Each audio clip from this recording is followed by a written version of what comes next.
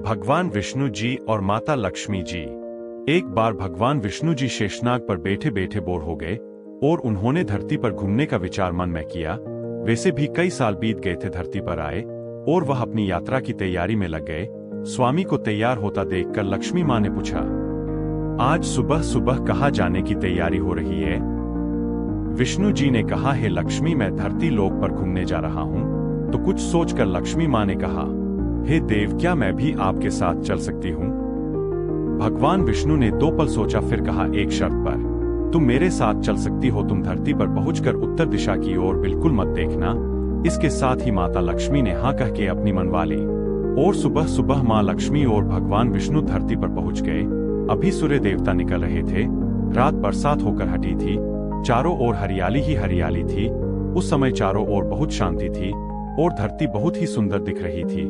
और माँ लक्ष्मी मंत्रमुग्ध होकर धरती को देख रही थी और भूल गई कि पति को क्या वचन देकर आई है। और चारों ओर देखती हुई कब उत्तर दिशा की ओर देखने लगी पता ही नहीं चला। उत्तर दिशा में माँ लक्ष्मी को एक बहुत ही सुंदर बगीचा नजर आया और उस तरफ से भीनी भीनी खुशबू आ रही थी और बहुत ही सुंदर सुंदर फूल खिले थे। यह एक फूलों का खेत था और माँ लक्ष्मी बिना सोचे समझे उस खेत में गई और एक सुंदर सा फूल तोड़ लाई।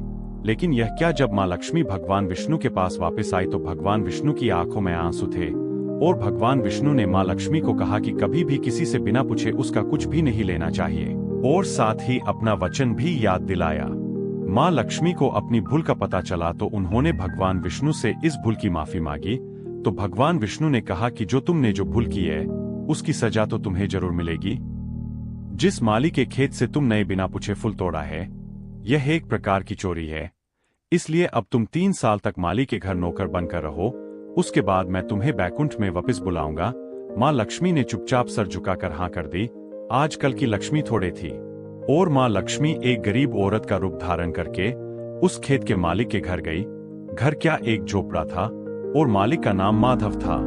माधव की बीबी, 2 बेटे और 3 बेटियां थी। सभी उस छोटे से खेत में काम करके किसी तरह से गुजारा करते थे। माँ लक्ष्मी जब एक साधारण और गरीब औरत बनकर जब माधव के झोपड़े पर गई तो माधव ने पूछा, बहन तुम कौन हो और इस समय तुम्हें क्या चाहिए? तब माँ लक्ष्मी ने कहा, मैं एक गरीब औरत हूँ, मेरी देखभाल करने वाला कोई नहीं।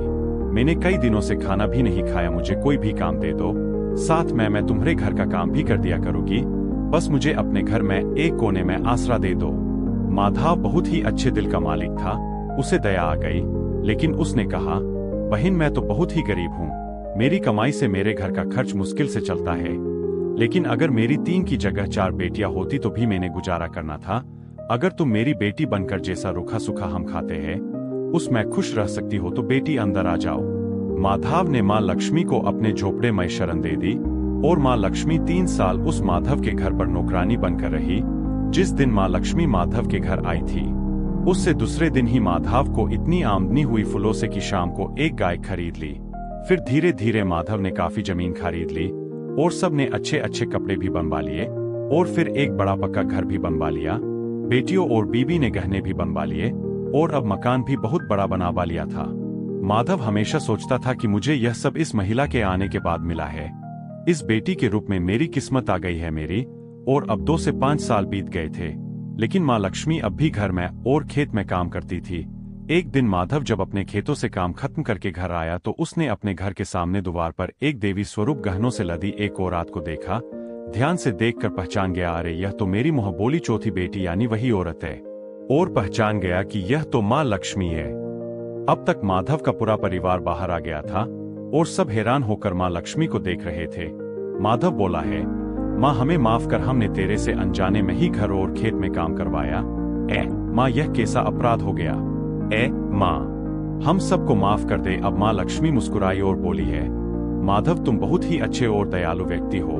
तुमने मुझे अपनी बेटी की तरह से रखा, अपने परिवार के सदस्य की तरह से।